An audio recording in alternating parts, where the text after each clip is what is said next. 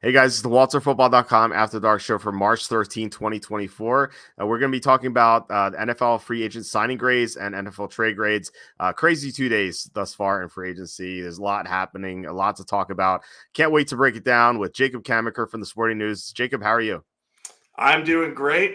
We've been running on pure adrenaline these last couple days. It felt like the entire once the so-called legal tampering period opened, it felt like it was truly the floodgates. Like there was a couple Mhm. hours where I was like, oh, the signings aren't coming in as fast and as furious as I thought. And then all of a sudden you got Saquon Barkley, Kirk Cousins, all these guys in fast succession. And by the end of day one, like the first wave of free agency almost felt like it was over. Like there won't really be a second wave because of the amount of guys who signed. So the league landscape has shifted drastically in just 2 days, and it's always fun to see how that happens. But how are you doing? How are you holding up as free agency has probably been driving you crazy, right?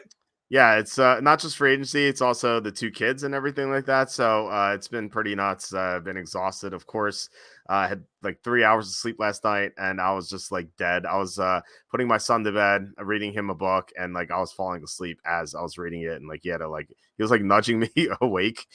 So yeah, I actually took a 20-minute nap like about an hour ago. I was debating on like whether to do it or not because there's a lot more work to do. But I was like, I said a sentence to myself and I'm like, wow, that is just grammatically incorrect. Like I better just take a nap here for 20 minutes and actually feel a bit more refreshed. So I feel like we're good to go and I have some more energy. So we'll break down the major free agent signing grades. We won't talk about everyone, otherwise we'd be here till like 6 a.m. That's not ideal. We'll break down the trades as well. Before that, please hit like, subscribe, comment below, share this video. Visit the link in the description for the merch store. All that would mean a lot to us. If you really want to help us out, please consider super chats because we don't make any money otherwise. I've read off the amount of money we make on YouTube ads, and it's very sad. So past, I'll do it again. Why not? The past 5 days, $1, $1.90, 92 cents, $1.47.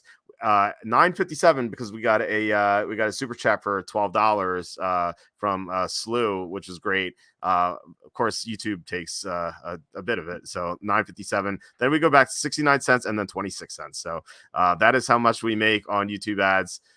So please consider super chats because we'd have more success picking up change on the street rather than making money in YouTube ads. So John says Gabe Davis deal isn't official yet. He might drop the pen signing the contract. Yeah, yeah, he might just do that. That is one of the ones we'll talk about for sure. All right, let's get to it. I guess do you want to start with trades? Actually, I think that would be better because there are fewer of them. Yeah, I So think that's a good call. okay. All right. So let's go reverse chronologically here. The last trade that happened was the Steelers acquiring Deontay Johnson from the Panthers for Dante Jackson. There was a swap of 6th and 7th round picks as well, but this is the main crux of the trade is player for player, which you just really don't see that often. I think it's a good trade for both teams. The Steelers needed a cornerback. Or this actually should be reversed. So this is part of the fatigue here. The Steelers needed a cornerback. Patrick Peterson was a bust last year, and the Panthers really needed some speed at receiver. They had Adam Thielen, Jonathan Mingo, like both guys, not exactly speed demons, and Deontay Johnson should really help. Unfortunately for Johnson, he's going to another offense that's going to be bad because he complained about the Steelers offense. So I'm sure he's going to have more complaints. But I think this is a good trade for both teams. What do you think? Yeah, I think it's a solid trade for both teams. I think I like it slightly better for Carolina solely because they need to build around Bryce Young to see if he can be a capable quarterback. They're going to learn if last year was an aberration or if he's really that big of a project. And to do that properly, they need to surround him with as much talent as possible. That's why I've liked them investing in a couple of offensive guards on big deals in free agency. And now getting Deontay Johnson, while he has some issues, notably drops the ball way more than he should, and isn't exactly a big touchdown threat in Pittsburgh for a good long while there. But I think that he'll provide the Panthers with at least a solid outside receiver there, inside outside threat actually with him and Thielen. So I think at least giving Bryce Young another quality target is good. There still shouldn't be done addressing that offense, but hey, if anyone can get the most out of Bryce Young, it's Dave Canales. And I just like the idea of them saying, we know we're rebuilding a bit, but we've got to at least try to fix the offense so we know if we're set at quarterback. Yeah, the Canales thing is pretty intriguing. So, if I had to choose a team that got the edge, I think I'd take the Panthers. And as you can see here, I fixed it. It's the magic of the internet. People listening on iTunes have no idea what I'm pointing at, but we'll just move on. Texans and Bengals, they had this trade where at first it sounded like the Bengals were going to cut Joe Mixon, and then they found a suitor. The Texans giving up a conditional 7th round pick this year, which makes sense because, the Bengals are going to cut him. So why would the Texans give up anything substantial? So they may not give up anything. I don't know what the conditions of this are. I don't know if you do, but I don't think we know yet. But Joe Mixon is a player who's I think is like a bigger name rather than his talent level in the case, because everyone knows him from fantasy football. He was great in the past couple of years. He hasn't done as well. He scored a bunch of touchdowns last year, which helped his fantasy stats, but he just wasn't as effective as a runner. He's a good receiver out of the backfield at least, so that's good for CJ Stroud. And they needed to replace Devin Singletary, who signed with the Giants. But I'm not like crazy about this trade. I don't hate it. I think it's fine for both sides. Obviously, the Bengals getting at least something, but it might not be anything. So it's hard to grade the Bengals side of this. But I think this is an okay trade to give both teams a B. What do you think about this one? Yeah, I'm kind of right there with you. I think the Bengals probably get the better end of this deal just solely because they were willing to cut Joe Mixon and they got at least the potential of it being something for him. So that has to be considered a minor win. But I mean, I get why the Texans made this deal. It's very cheap to get a running back with starting level experience. And he's definitely in the downside of his career, as you said. But they didn't have anyone else on the roster who's capable of handling a full workload. Dameon Pierce wasn't very good last year. And who knows? Joe Mixon, he's averaged only 4 yards a carry during his career. He's been under 4 yards per carry in several seasons. So he might not be much better there. But at least you have a guy who you can trot out there and say, we know that he can put up respectable numbers as a between the tackles runner and receiver. So maybe having him there with CJ Stroud, things will be a little bit more open for Mixon. I have my doubts, but I think this is just kind of it might be a nothing burger trade. So I think B's are appropriate. Yeah, John says Spot Rack has as long as the Mexican doesn't get arrested for hitting a woman, the Bengals get the 7th rounder. I think it's just like that one arrest clause. Like he could be arrested for something else, and they won't get it. So I think that's it's pretty interesting. All right, the Lions they acquired Carlton Davis and 2 6th-round picks from the Buccaneers for a 3rd-round pick. Carlton Davis is, I feel like a pretty talented cornerback. The problem is that he's had trouble staying healthy recently. So the Lions are desperate for quarterback play. Like they were really good against the run last year, but they were so bad against the pass. And so I don't blame him for trying a move like this. Giving up a 3rd for Carlton Davis doesn't sound that great, but they are getting 2 6th back. It's not like a great thing, but at least like eases the pain, I guess, a little bit. Ideally, I think this would have been for a 4th. If this were for a 4th, and even without the 2 6th-round picks, I think I would like that a lot more. But yeah, it's still kind of risky because Davis has been injured so much.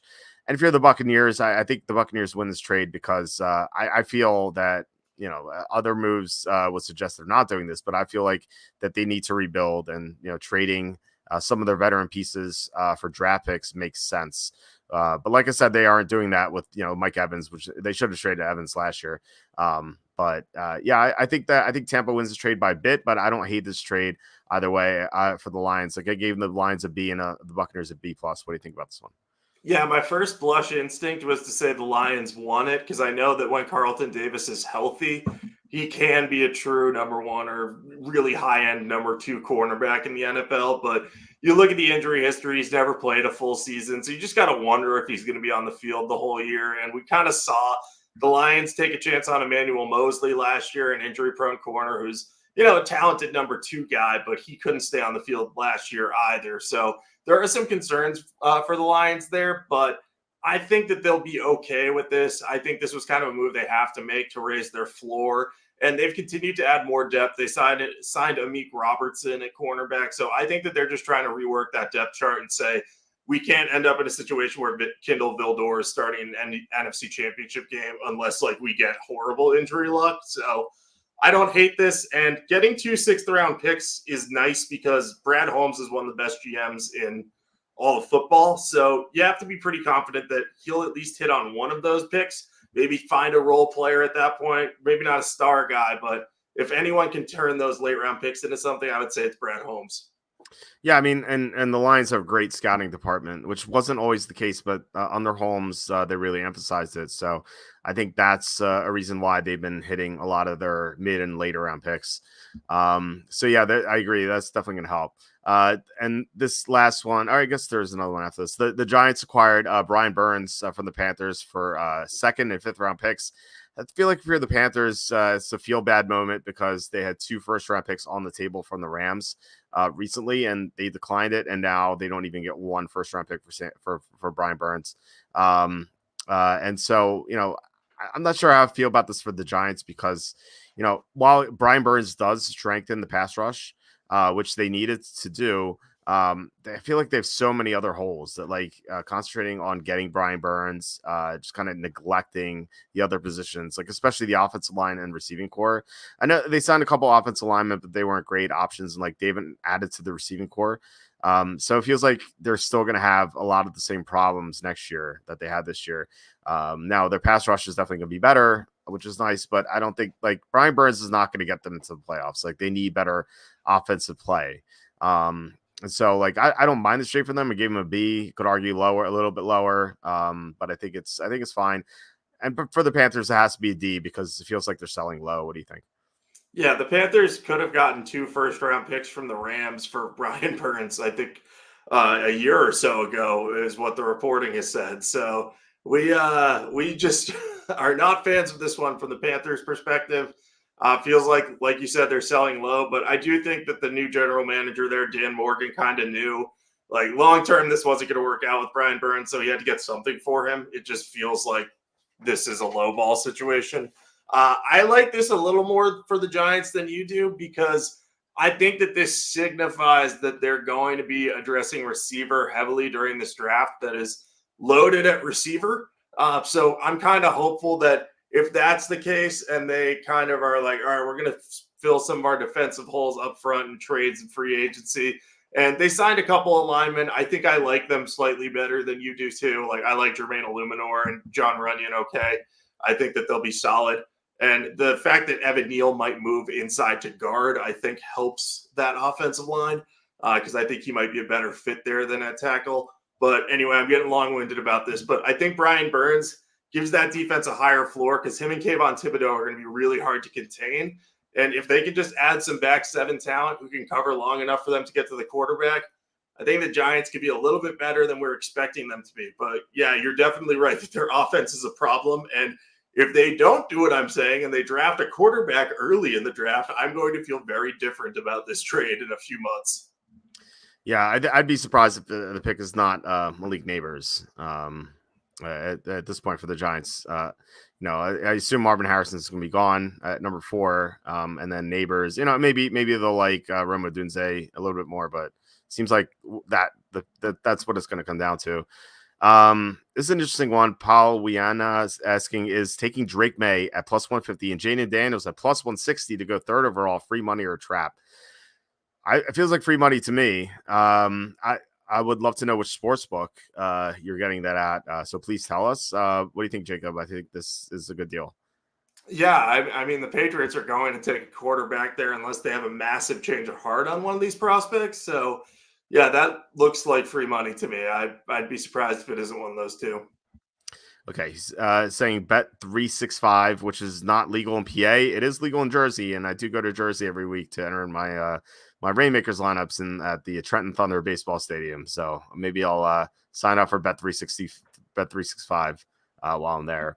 Bryce says David Tepper is a terrorist, completely destroying the Panthers. Yeah, financial terrorist before ownership of the Panthers, and now NFL football a team terrorist. Yeah, he's not doing a very good job there, going against his coach's wishes. for CJ Stroud over Bryce Young, and then now with this, and also spilling drinks on fans. Not a good showing from David Axe Tepper at the moment. With two more trades, Jaguars getting Mac Jones for a 6th round pick.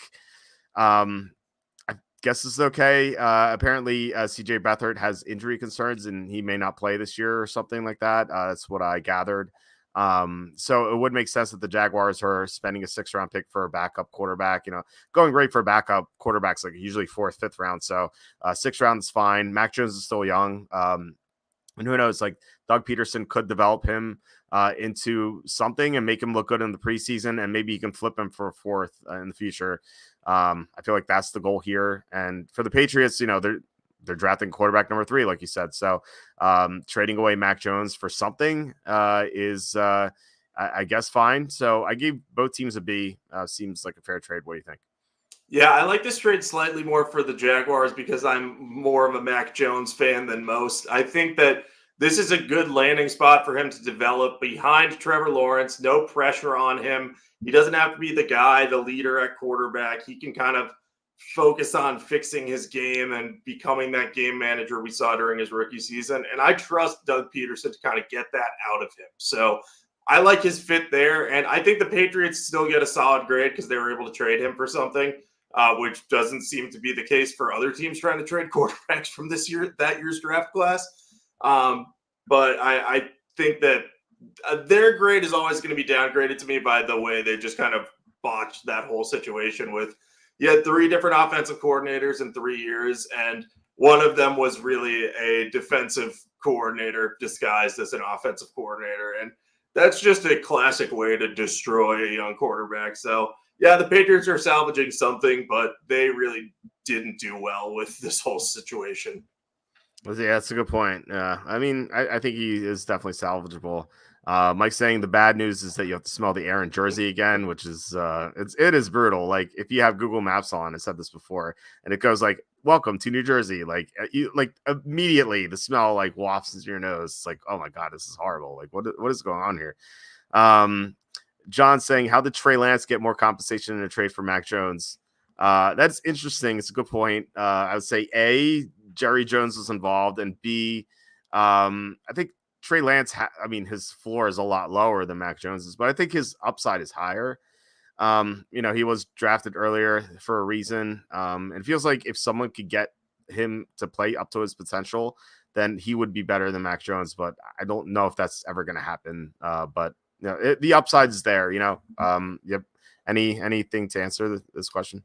He was also traded with 2 years remaining on his rookie contract. Sans the 5th-year option, whereas Jones has just 1 year on his contract. So I do believe that plays a part in that because the Cowboys at least have 2 years worth of working with Trey Lance before they have to make a decision. The Jaguars are going to have basically a calendar year, and then they have to decide if they're going to keep Mac Jones and extend him. And they might do that, but they don't know that right now.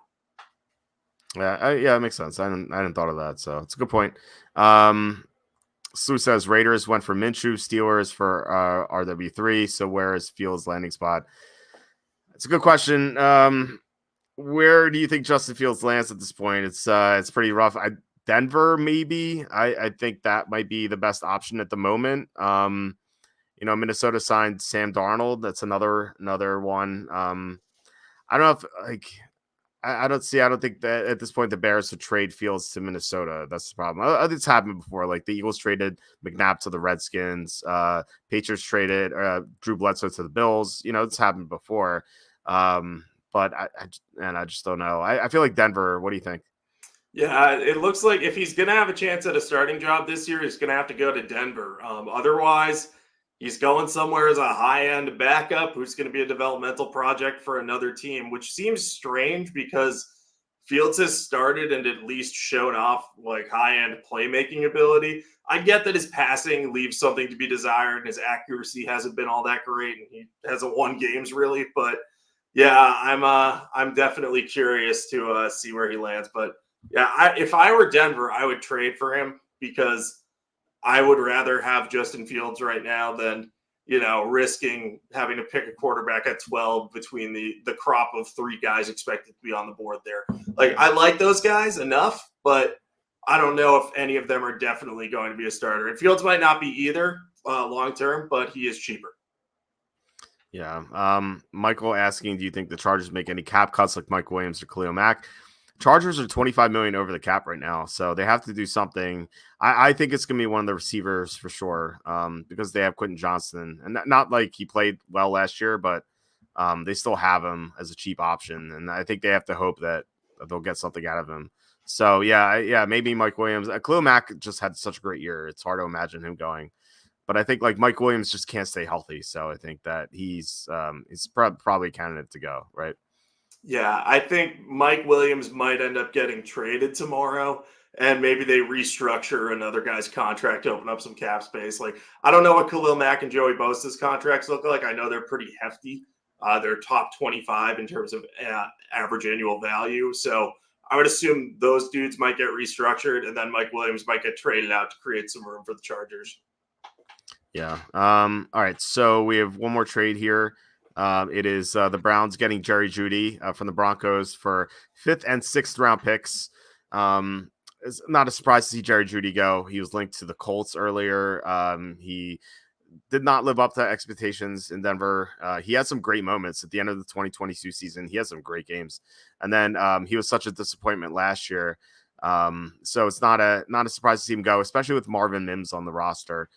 Because Sean Payton even said that Marvin Mims didn't play that much last year because he and Jeudy played the same position. So they had a natural replacement for Jeudy, so it makes sense to trade him. And it makes sense for the Browns to get a number 2 receiver because Amari Cooper is he's 30 now. So he might be on the decline soon. So getting a better number 2, like they already need a number 2, and they might have gotten a number 1 for the future. I guess we'll see. Jerry Judy's status as a good starter is still up in the air. But I do like the trade for the Browns. The upside's certainly there, and they didn't give up much. And then for the Broncos, it's a fine deal. I gave them a B, Browns an A- because like Denver has a replacement, and Jerry Jeudy kind of wanted out, and he did not play well. So I think this trade makes sense for both teams. What do you think? Yeah, I agree. I think it has a lot of upside for the Browns, like you said, and I like that their receiving core is kind of made up of all guys that got in trades now. It's going to be Cooper and Jeudy, and then Elijah Moore in the slot, and all those guys. Cooper is proven, and then Moore and Jeudy have potential. So if they can slot into their roles well in this Kevin Stefanski offense, this could work out pretty well. The only bummer about it from Judy's perspective is he's going to another place that has like a shaky quarterback situation where the team is committed to this highly paid veteran, and we don't know if it's going to work out because Deshaun Watson has not looked good over his first 2 years in Cleveland, and I know he hasn't been healthy this last year, but it's not like he's guaranteed to be healthy this year because he's dealing with throwing shoulder issues. So I'm a little worried about it from that perspective, but with Jameis Winston on board as a backup, I suppose that could end up being a better situation for Jeudy. So I think that this is a win by the Browns, and I'm happy to see Jeudy in a place where just getting that change of scenery should help him out. If only they re-signed Joe Flacco, you'd have more confidence in this. Yep. Flacco's another one. We have to figure out where he's going to go. Yeah, let's get to some of the signings. So we start with, I think we start with Russell Wilson, signed for 1 year. We were speculating where he would go. And I think we both said like we didn't think Russell Wilson would be a good fit for the Steelers.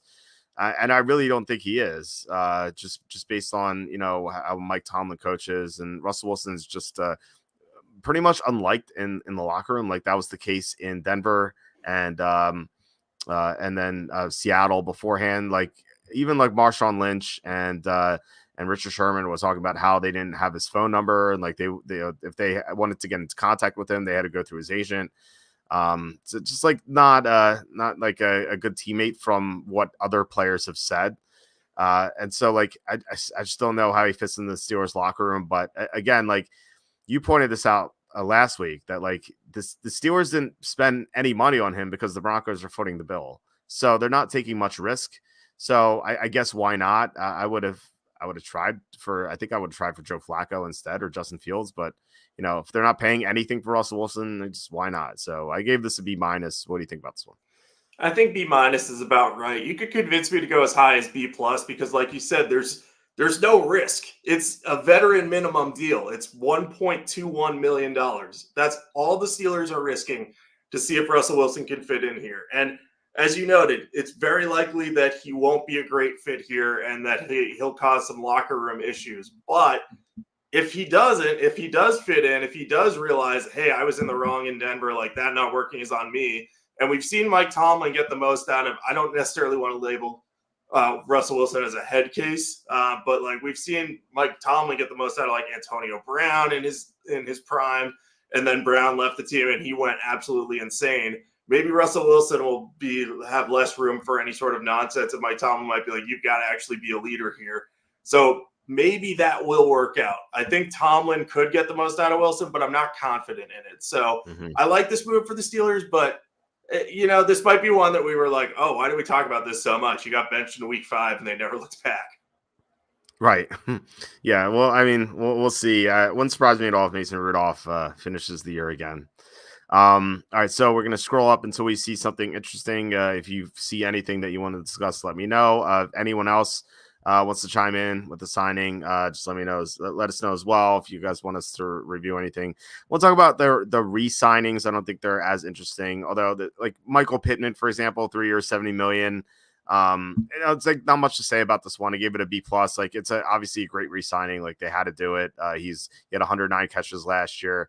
And they have a young quarterback, so they have to keep him. But I think they're still going to try to get another receiver. They were linked to Jerry Jeudy. They've been linked to AJ Brown. And so, yeah, I mean, I feel like there's not much to say about this. I give it a B plus. What do you think? Yeah, very much agree with you on this one. I think he's a true number 1 receiver. Josh Downs was good in that number 2 slot role, and Alec Pierce has some potential, but I think they go for maybe a bigger, more physical receiver. Not that Pittman isn't physical in his own right, but I think if they could find some guys to impose their will on defensive backs along with Antonio Richardson, that's going to be tough. I think it's Anthony Richardson. I can't believe I screwed that up there. I'm getting confused with old NBA players right now. Right. Bryce saying, as a Ravens fan, I love the signing. Russ is washed. Yeah, it's a bad sign if opposing rivals love the move. So yeah, I agree. If I were a Raven fan or fan of the Browns or Bengals, I like that signing as well. John saying Steelers upgraded from Honda Civic to a Honda Accord. Hey, I drive a Honda Accord, so let's not attack Honda Accords here. Funny enough, I drive a Honda Civic, so there we go. Nice. I've been driving the same Honda Accord since 2007. It's been 17 years here. It'll be 17 years as of August. So going strong. This car has never given me any issues, never broken down, not once. The only problem I had was like the radio broke. I had to get a new radio in. Otherwise that like no issues at all. So although to be fair, I don't drive at all. I don't even have 100,000 miles on it yet. So I don't leave my house. So like, why would I get a new car? Mine's a 2012 Civic, very much not close to 100,000 miles on it either. So you and me both, brother. We're in the same van here. Yeah. Steve says, Coffee Talk, does Derrick Henry push the Ravens over the top this coming season? Yeah, I mean, so we could jump around if you guys want us to talk about players. So we'll come back to Pittman, but let's go to Derrick Henry, 2 years, $20 million. This was speculated a lot, so I don't think anyone could be surprised by this. I think it's a solid move. Like there's definitely a downside because Henry is 30 and he just might be on the decline. Now, I think you could also blame the offensive line for Tennessee. Tennessee's offensive line is really good in the past, and it got worse. But here, like Derrick Henry, yeah, I think he still has some juice left. And with Lamar Jackson out of the backfield, I think it's going to be pretty tough to defend them. It's obviously going to be great at the goal line. So I like this move for Baltimore. The Ravens have had running back issues for a long time. Looked like Keaton Mitchell is going to be good for them, but then he got hurt, and I don't think he's going to be healthy this season. And then, of course, J.K. Dobbins can never stay healthy. So it seems like not much of a risk, but there is a little bit of downside. So I gave it a B. I could maybe argue for B+. What do you think? Yeah, I think B+ is about right. I think what he adds to this offense, if Keaton Mitchell could get healthy, they're going to have that thunder and lightning we thought they'd have with Gus Edwards and J.K. Dobbins, but it's going to be better because Derrick Henry is a true downhill bruiser who is very hard to tackle. And having him with Lamar Jackson out there and his rushing ability already is going to make it hard for them to bring, for defenses to plan for both of those guys. Add in Keaton Mitchell and his breakaway speed if he can come off that ACL tear well. And I really like the fit in the backfield. The one thing I'm worried about, though, is Derrick Henry's over 30, and he's led the NFL in carries 4 of the last 5 seasons. And the only time he didn't, he got hurt after 8 games and was on pace for over 400 carries. So he's got a lot of tread on the tires. So I just don't know if he's going to wear down a little bit. That's one thing to watch, but it's a short-term deal. There's minimal risk, and I think that he could be a big-time upgrade for this offense. So I really do like the signing, and if he turns out to be washed up, it's going to be a bummer for the Ravens, but it's not one they can't overcome. No. Sue asking, does Jacob have a favorite significant offensive line signing? I don't know if you have anything off the top of your head. If you do, you can let us know, or we could just keep scrolling and then maybe you'll be able to answer this question later. So you are in luck. I opened up a tab that has the offensive line signings from this free agent period here. So I'm going to go with one that I really like for Washington's sake. Washington's center situation was bad last year. Like, they had Nick Gates and Ricky Stromberg as their top guys at the position, and that just wasn't good enough. I think Tyler Larson might have played for them too. They went out and signed Tyler Biotish from the Cowboys, who has familiarity with Dan Quinn. I think it's a 3-year, $30 million deal, and he's just a rock-solid player. I think he made the Pro Bowl in 2022, and that's going to be such a big upgrade to the middle of their offensive line. That they're going to be able to start kind of rebuilding the offense around that. And with a team with a rookie center, just locking in a guy who you know is good long-term, I think is smart. So I like that. And then the other thing I like, the Panthers did this. They signed 2 offensive guards, gave them both big money, Damian Lewis and Robert Hunt. The money on the surface looks insane because I think Hunt is getting $20 million a year. And Damian Lewis it looks like 4 years, $53 million is what you have there. So that's a ton of money to give to guards. But I think because Bryce Young is their quarterback and they need to keep him clean and they need to make sure there's no interior pressure so he can actually see where he's throwing. I think those 2 signings, no, they're not bargains, but they're rock solid. And again, this whole season for the Panthers is going to be about assessing what their offense can do with Bryce Young and what Dave Canales can do for this team. So I think from that perspective, their offseason makes a lot of sense, and they seem to be aligned on their goals, which is something that hasn't been the case in Carolina for a while. So long-winded way of saying 3 of my favorites there, but yeah, interior lineman value is rising, especially with the rising ability of opposing defenses to get interior pressure. No, we got a comment about guards being paid a lot from Mike here, and I think it's the league catching up. I said this it feels like 10 years ago, where Charlie talked to sources around the league, and he found a lot of quarterbacks hated interior pressure more than edge pressure, which is I feel like most NFL fans would not think that way because they even made a movie about edge pressure with Sandra Bullock in it. So, but the quarterbacks, most of them hate the interior pressure more. So I think it makes sense for guards to be paid more. I always felt like guards were undervalued. So feels like the league's catching up, and I do like what the Panthers have done. I didn't grade Tyler Biotish yet. I think I saw that, and then I think it was one of those they're expected to sign him, but then I didn't see that they actually signed him, and then I didn't see the deal, so the contract terms. So I'm gonna go back and grade that. But the Redskins also got Allegretti, which I thought was another good move as well. So yeah, I like a lot of these offensive line moves, and we talked about it during the year. Is scoring was way down this year, and there are 2 reasons for that. One is the quarterback injuries, there are a ton of them, but the other one was there's bad offensive line play throughout the entire league, and so it's not a surprise to me that there's so much money being spent on these offensive linemen, even guards. And it's kind of telling that there's a great draft class for tackles coming up, and yet these teams are still spending a lot of money on offensive linemen, and it's just it's just it's supply and demand. Like there's low supply and there's high demand. So these teams are just very desperate for offensive linemen. Yeah, and I think that this upcoming offensive line class is such great news for the NFL because they're going to be able to block. Teams are going to have better depth all of a sudden, and I think why you're exactly right. These teams know that they had issues on the offensive line last year, and they don't want those again because they know that can derail it. Think about watching the Giants last year.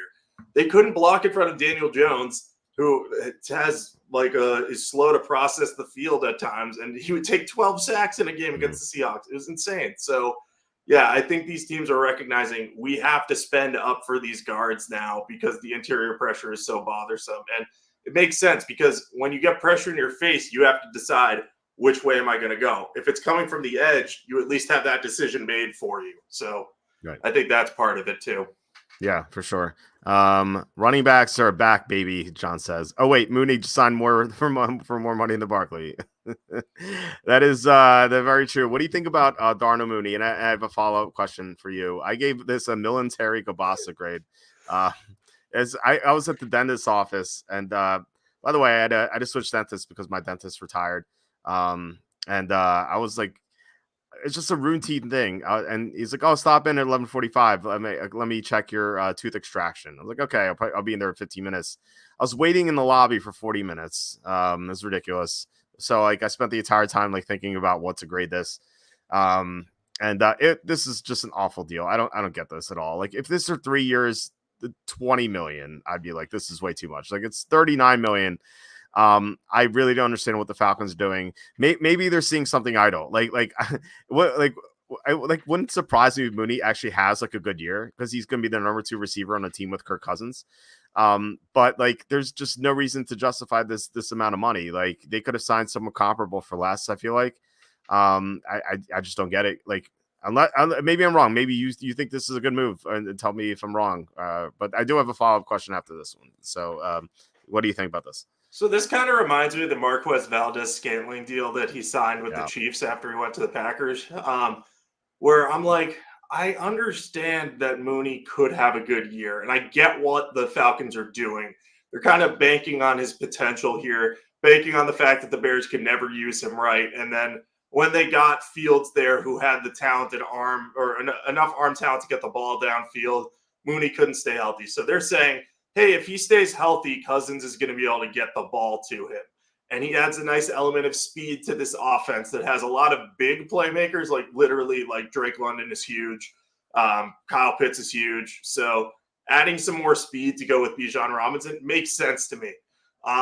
This type of deal, this amount of money is a little too much, though. I would have said if this were a 3-year, $30 million deal, I could have been like, all right, I guess I might give that a C minus, where I'm like, that's a little overpaid, but I get it. But going up to $39 million for Darnell Mooney seems like a lot. And hey, we could be talking next offseason and be like, oh, Darnell Mooney made us eat our words. He had like 5 touchdowns of more than 40 yards or something along those lines. But I just think there's a little too much risk going with an inconsistent guy who's battled injuries throughout his career, even if he is getting an upgraded quarterback. Yeah. All right. So my follow-up question, this is going to be lost on some people. But Rainmaker Darnell Mooney from 2023. So last year's Mooney, which you can play in a previous year's contest. How much would you spend for how much do you think a Rainmaker Mooney should go for? Because Kenny and I had this debate. We're going to talk about it tomorrow. What do you think? Rainmaker Darnell Mooney. So it's a 2023 card? Yes. And for reference, Gerald Everett's listed for $350. Rashid Shaheed's listed for $550. So what do you think? I feel like he should be a little more expensive than Rashid Shaheed. So I would go like $600, $650. Just on the sole fact that he's going to be the number 2 receiver, like you said, but also acknowledging the fact that he has an injury history. But I assume he's probably going to be priced higher than that. I got this for $260. Wow. Okay, so I'm glad you think this is a good deal because I thought it was a good deal too. And Kenny's like, Walt, you overpaid. And I'm like, all right, well, we'll discuss this tomorrow. Because Kenny was like getting very heated about it. So it's gonna be a fun debate with him tomorrow. But no, I thought it was a good deal. I mean, he's the number 2 receiver with Kirk Cousins. Like, I think there's upside. I like I said, I think this is a major overpay, but he's going to have some potential. He's the best passing quarterback he's ever played with. So maybe the Falcons know something. Zach Robinson can unlock something here. I hope, at least. Yeah, I think getting him for that price is definitely good. If you're paying less for him than for Gerald Everett, I think that's a good price. Yeah, I agree. Mike says the wrong podcast for the Honda joke, Sean. Yeah, for sure. Love my Honda Accord. Everyone keeps telling me to get a new car. I'm like, why? First of all, I love this car. I've never had issues with it. And second, I never drive anywhere. So like, why would I get a new car? Cassandra says, who's voting for Kennedy? Rogers? Apparently Rogers is going to be RFK's running mate. I saw some people tweet about that. I'm like, that doesn't make any sense. I am not. I'm not. I like some of the stuff RFK says, but I don't like some of the other stuff that he says. Like he's like anti-2A, which is I don't like, and then some woke stuff. So I will not be voting for him. Although I do appreciate him more than some other candidates. Well, let's see. John says, why Hondas aren't flashy but reliable. Very Mike Tomlin like. Okay. John's redeemed himself in ours. Okay, let's jump to some more signings. I'll read some comments as we go through these. So let's go back down to Pittman and keep going up, and then ignoring this stuff that we already talked about. There's running backs. Okay, so a bunch of running back signings. And this is the first one. This is my first moan grade of the offseason. DeAndre Swift, 3 years, $24 million. It's not like an egregious move, but like I just think that this is just a horrible move because we saw like Aaron Jones, for example, 1 year, $7 million. Austin Eckler was 2 years, $11 million. Swift, 3 years, 24. Like he's so injury prone.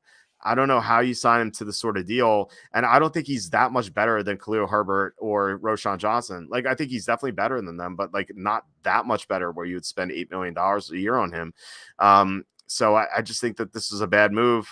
If I were the Bears, I would have tried to either go up more for Barkley or Josh Jacobs, or go lower to Aaron Jones. And granted, Jones wasn't available at the time, but still they could have been patient.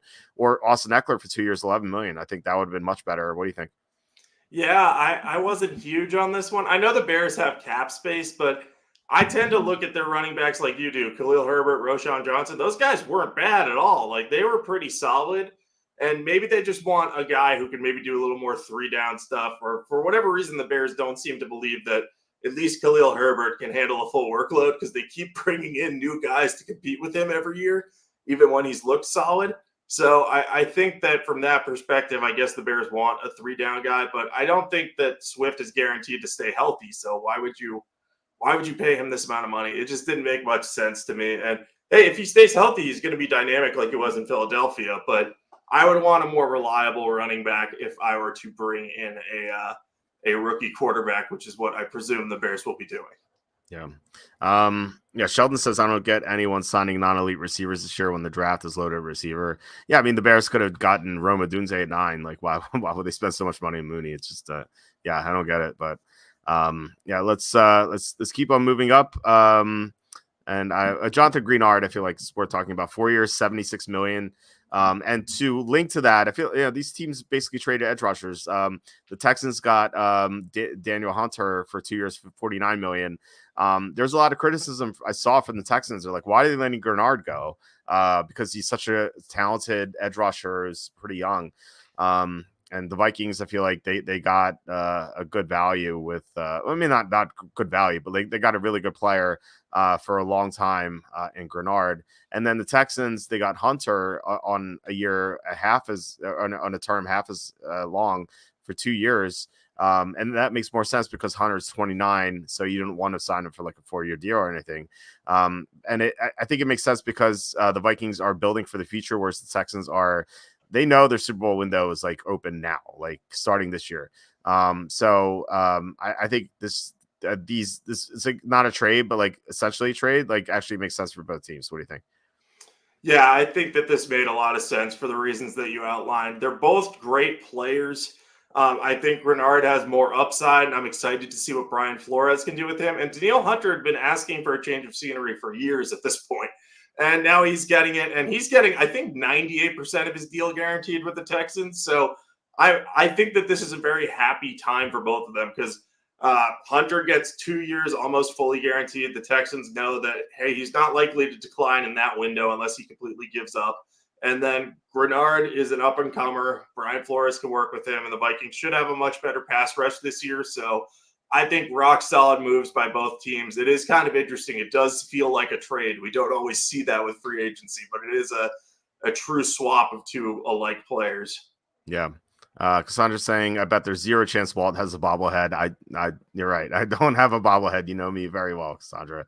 Although, if you could zoom in the background there, I have some Michael Jordan Wheaties box, an autographed basketball by Kobe Bryant, and then autograph Packers helmet by Aaron Rodgers. So I have some stuff, but like I don't own any bobbleheads. I have some of those like pop toys. I don't know what they're called. Funko toys that like people get me for Christmas or my birthday for some reason. I'm like, what do I do with these? Just like I like toss them into a box, like just unopened. But I don't have any of those. We got a $20 super chat. Awesome. Kevin, $20. He says, still haven't paid you back for all the content over the last 15 plus years. First time catching Jacob live with you. Thank you both for the quality material. Thanks so much, Kevin. Really appreciate it. Like I said, we make no money on these YouTube ads. So this is basically 20x like what we would have gotten otherwise. So thank you so much, Kevin. Really appreciate it. Yeah, thanks, man. Glad to have you here live with us tonight. Yeah. And Mike asking, does Jacob got the bobblehead? I do. I've counted 12 that I can see from where I currently am. And honestly, there's probably more. That's just in this room. There are probably more throughout the house. I have a lot of things in this room, though. I have all these action figures behind me. They line the entire wall all the way around from like at least half this room. Then I have a trophy case over in that direction that's filled with Packers helmets. Mini helmets signed by guys who played in Super Bowls 1 and 2. So Nice. Yeah, I also have a broken golf club next to it because it was my favorite club, and I hit it once at the driving range, hit the ball 150 yards, and the head of it went 75 yards behind it. So that was fun. Nice. I have a bunch of sports cards. I have a bunch of like football and basketball, baseball cards. But I don't have any bobbleheads though. But when I was younger, I collected cards. I think I'm too old to have the bobbleheads because like they came around later. So I think that makes sense. Whereas like I would have like the older like 80s like sports cards. Right, makes sense. Earth Human asking, is the Mariota signing a signal they're drafting Daniels? I think, or Drake May. I think I read that the Redskins like May more.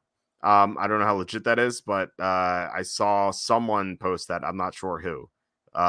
So it could just be Caleb, then Drake May, then Jaden Daniels, 1, 2, 3. But yeah. I kind of think the Mariota signing. This is just my beat on it, but I think that they signed Mariota just in case they get an offer for Sam Howell that blows them away, or an offer for the number 2 pick that they're like, well, we can't turn this down, like Godfather type offer that could set them up for success. And then they could be like, all right, well, we'll spend this year just tricking out the rest of our team around Sam Howell and see if he improves. If not, we have Mariota. And if those don't improve, then we get our quarterback next offseason. I don't think that's what will happen, but I'm not necessarily sure that Mariota signing is a definitive signal that they'll draft Daniels. I get that Mariota could operate a similar offense to Daniels, but I think you could say the same of Drake May. Maybe a little bit less. Maybe Mariota would be a little bit more athletic than Drake May in terms of running the ball, but I don't think it says a whole ton. Yeah. All right. So we have some other running back signings like Tony Pollard. And then did you want to like touch on all the running backs? Like Tony Pollard, 3 years, $24 million. We had Austin Eckler, 2 for $11, as I said before. Aaron Jones, 1 for $7 from Minnesota. Josh Jacobs, 4 for how much is Jacobs? 4 for $48 from the Raiders. Sorry, for the Packers. I don't know if they're we talked about Henry already.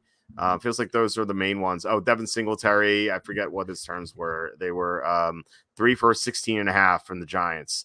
Do you want to like do you like any of them? Any of them stand out or as good or bad or what do you want to talk about? Because we like not including Swift and Henry because talk about those.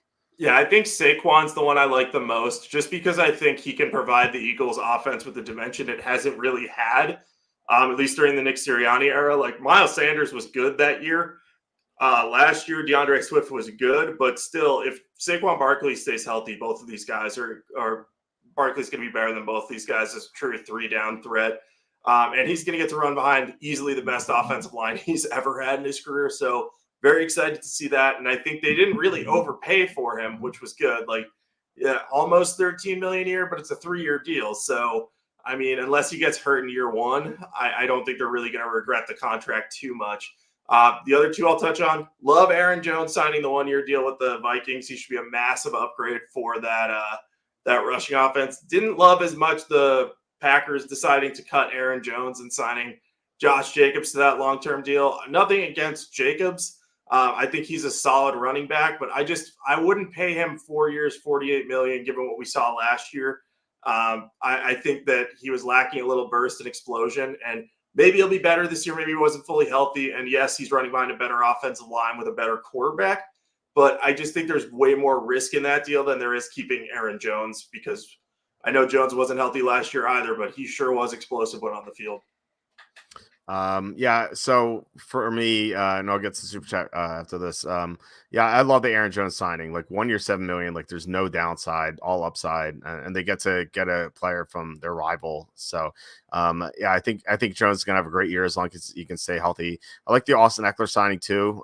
He had a bad year last year, but he got hurt after week 1, and he was great in week 1 against Miami, and then he just was not the same the rest of the year because he got injured. And so I think that he's going to bounce back. I like him behind that improved Washington offensive line. So I thought it was a good move by Washington. I like the Saquon Barkley signing as well. Like you said, I think it could push the Eagles over the top. Josh Jacobs seems like a lot of money. He's really good though. So I'm not going to complain too much about that. I think the worst one by far was Swift. We discussed already. Degenanon, though, thank you so much for this $10 super chat, though. Really appreciate it. Thanks for all the good stuff. Never catch you live. Just sign up for Debacle. So he gets this ad-free content, as you can see here that we have here, no ads. Any chance all the pages get updated before the draft, i.e. team needs pages?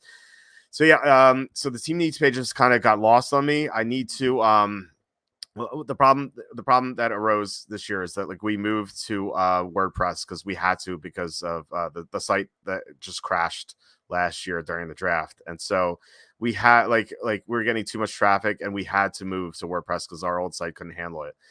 There's also some bad code too, but like it's like WordPress is so much cleaner code that like the site won't crash, at least hopefully, knock on wood. Yeah, so with the team needs pages, like it's the WordPress is set up differently, so I don't update it as I normally do, and so that's why the team needs pages haven't been updated as much like they usually have. So yes, I will update the team needs pages, but I mean, if you can let us know what else. We're working on the rumors pages as well. That was another one that like we had issues getting up because we'd usually have like free agency rumors and stuff like that at this point too, and we haven't had that this year because we've had an issue like posting it, but we will have that before the draft too. I know like we're pretty close to having that live, but thanks so much for signing up, and thanks so much for the $10 super chat. Just really appreciate it. And like I said, if you have any other pages you're like, oh, why hasn't this been updated? Just let me know. And it, like I said, it's because we're on a different format this year and it's a little bit more difficult, but yeah, thanks so much. And we also have a $4.20 super chat from John Sanders. Thanks so much. This is great. Like all these super chats, this is awesome. John asking, where do you think Zeke ends up and for how much? It's a good question. I don't know. I mean, obviously he's going to be back up somewhere. Maybe has Dallas signed anyone? Like Tony Pollard's gone. Like maybe he goes back to Dallas. What do you think about that? I was going to say Dallas for $4 million. That's my prediction. I think Jerry Jones is going to look at that and be like, we can get Zeke back for cheap and have some better depth in our running back, because their backfield right now is Rico Dowdle, Deuce Vaughn, Malik Davis, and Snoop Connor. In fact, where is Dowd? Oh, Dowdle's a free agent actually. So it's Malik Davis, Deuce Vaughn, and Snoop Connor. So that's not inspiring a lot of confidence. So I think they signed Zeke, say he can still be an effective backup, and then they might end up drafting a guy, or maybe they sign another guy. I know it's a weaker running back class, but I think Dallas maybe they re-sign Rico Dowdle, maybe they re-sign Zeke and then draft a guy. I think that would be the move. Yeah, I think I think it's likely that the Cowboys will draft a running back in rounds 2 or 3. I've been drafting Trey Benson in round 2. I think he's going to be the first running back off the board. Maybe it'll be Jonathan Brooks, but like I don't think he's going to be ready to play because of the torn ACL. So I think that maybe they sign Zeke and he starts, and then Brooks eventually can take over as a starter.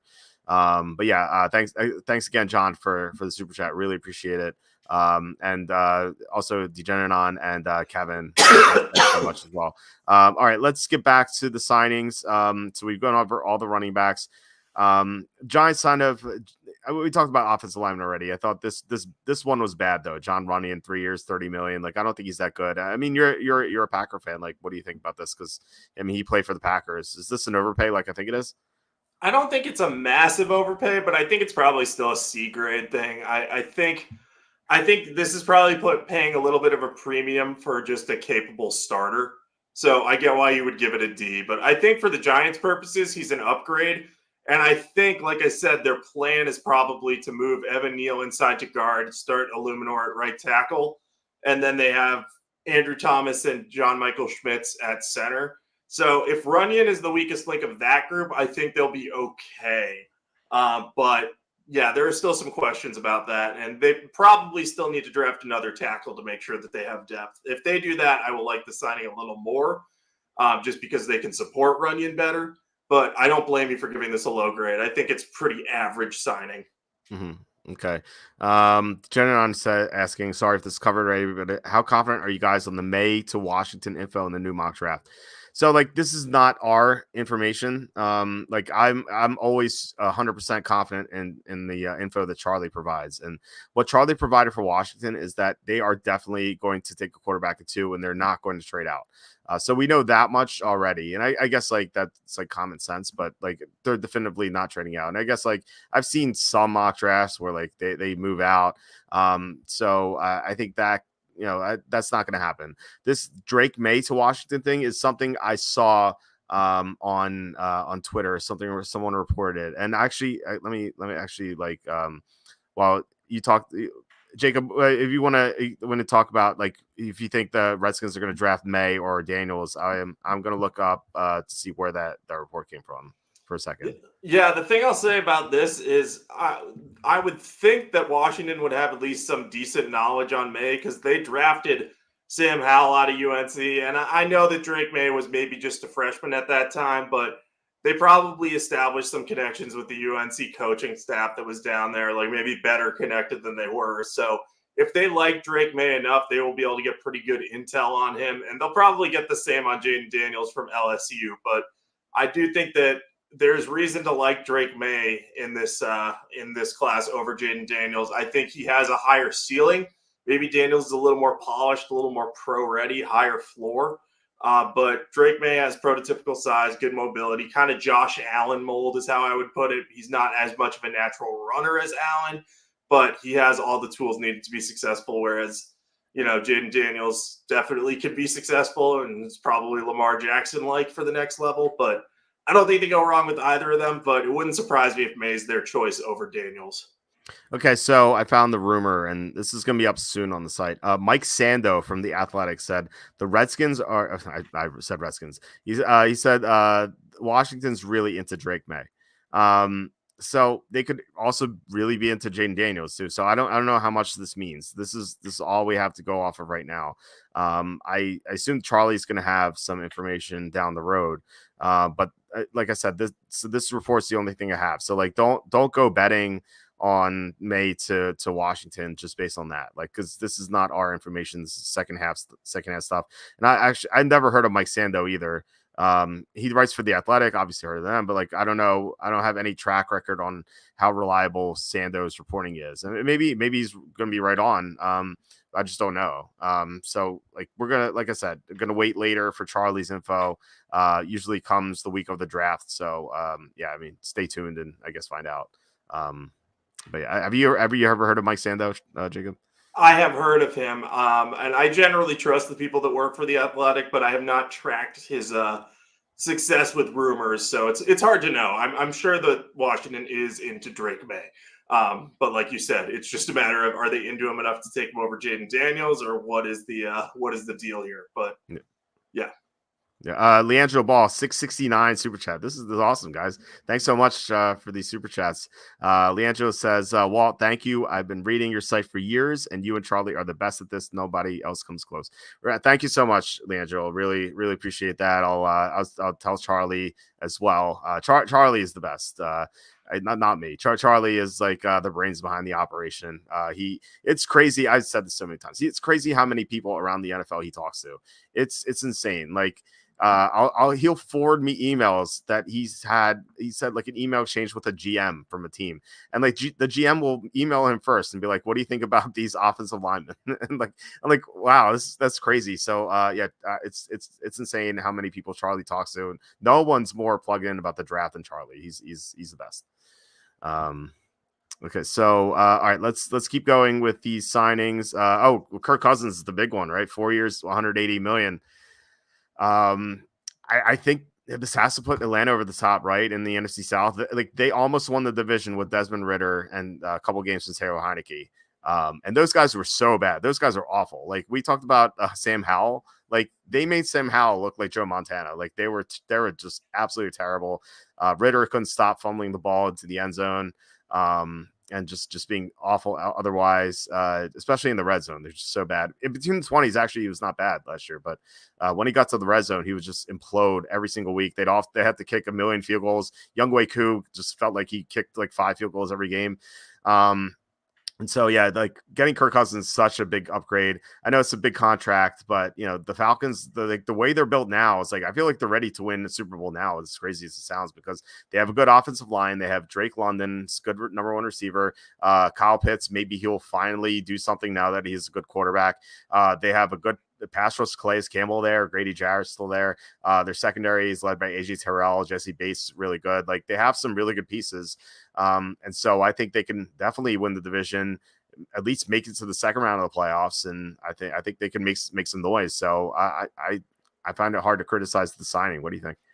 Yeah, I think this is a great lesson from Terry Fontenot and how to build a team that was really strong on offense. And yeah, they trusted Desmond Ridder last year, and that was a mistake, but they immediately rectified it by signing Cousins. And like you said, it's an expensive contract, especially for a guy coming off a torn Achilles.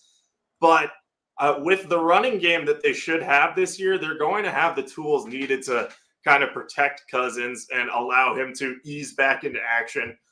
Zach Robinson runs the same system as Kevin O'Connell. Both of them have roots in the Rams' Sean McVay system.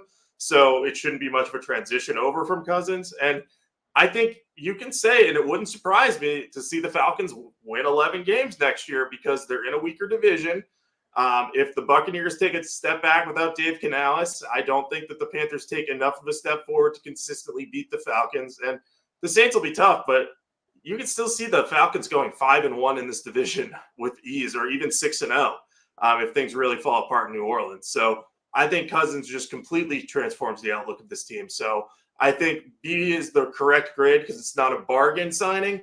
But I mean, if you're looking at the most important signings of this offseason, this has to be top 5, and you know it ain't 5.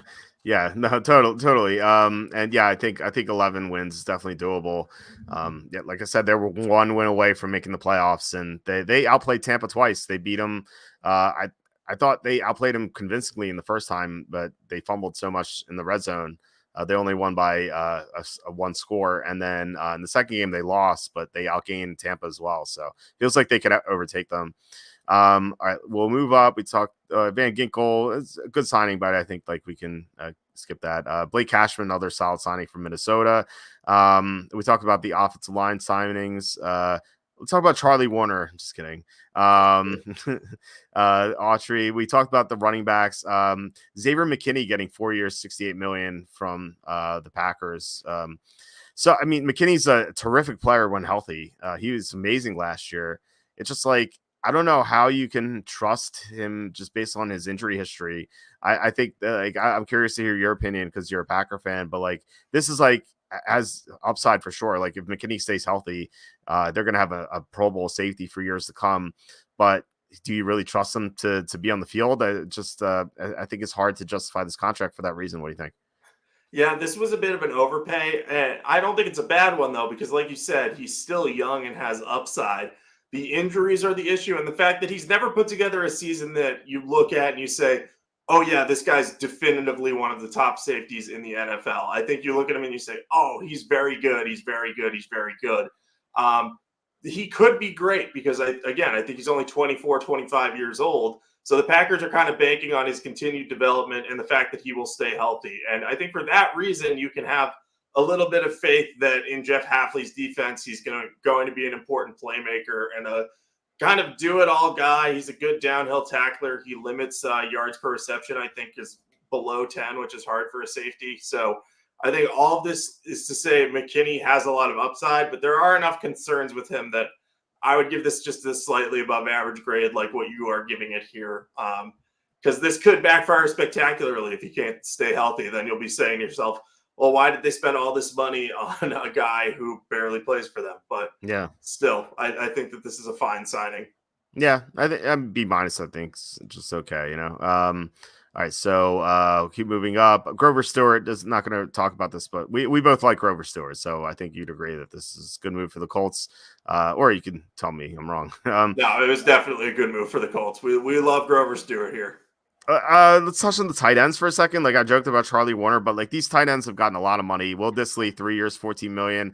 Colby Parkinson got, I believe, 3 years. Let's see here. I think 3 years. 20 something million. Yeah, It was like 3 years, 22.5 million or something. yeah, It's like burned into my memory. yeah, 3 years, 22.5 million. Let's talk about Hunter Henry earlier, 3 years, 30 million. John Smith, 2 for 10. Not a big deal there. Let's see. Okay, so Gerald Everett, 2 for 12. It's not as egregious. Noah Fant got 2 for 20 from Seattle, even though he played half the snaps and they didn't use him that much. It's very, very weird about that. Drew Sample got 3 for 10.5 million. That even seems like an overpay.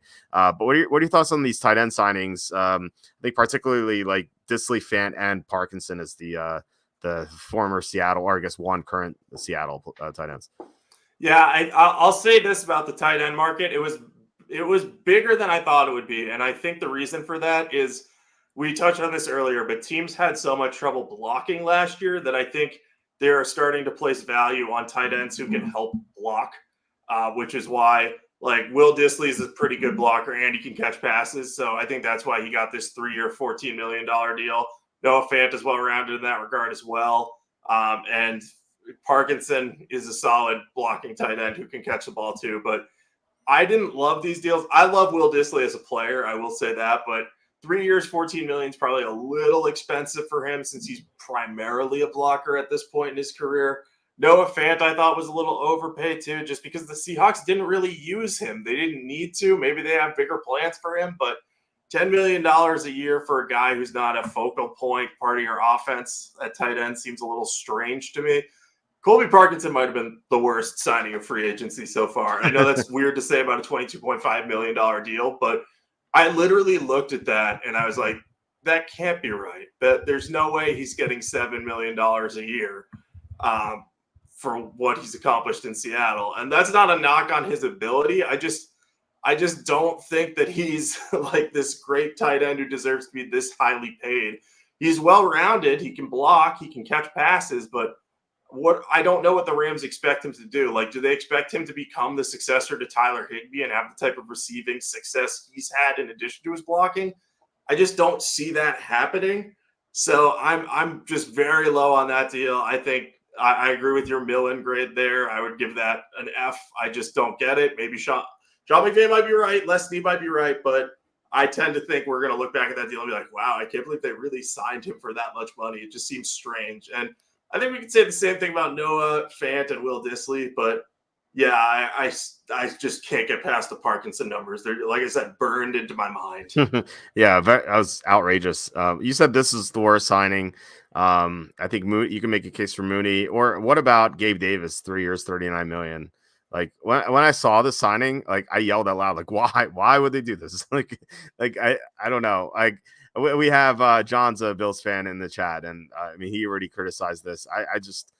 I don't get this. Like Gabe Davis has had some amazing games, like that Chiefs game in the playoffs a couple years ago. He had 4 touchdowns, but then he's had like so many games, just like 0 catches, 1 catch. Like he's just invisible at times. It's not like he's played with a bad quarterback. He played with Josh Allen. And so like if Josh Allen couldn't get him to be consistent, like is Trevor Lawrence going to be able to do that? Like I don't understand the terms of this. I mean, do you think that this should be Millen, or do you think or do you like this a little bit more? I think I like it a little more than you, but I still think it's a below average grade. I would give it probably a D range.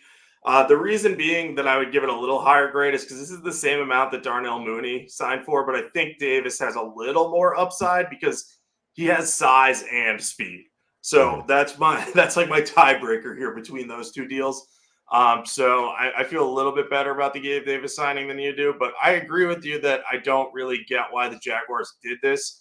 This feels like a lot of money for a guy who's inconsistent, and they're still trying to re-sign Calvin Ridley, and it seems like they're going to do it. And if they do that, they're going to have Calvin Ridley, Christian Kirk, Gabe Davis, and Zay Jones on the roster. And maybe they'll cut Zay Jones, but I mean, he was solid last year, and Trevor Lawrence likes throwing to him. So this just seemed like a superfluous addition that maybe they should have lined up and said, hey, if we don't get Calvin Ridley, we'll sign you.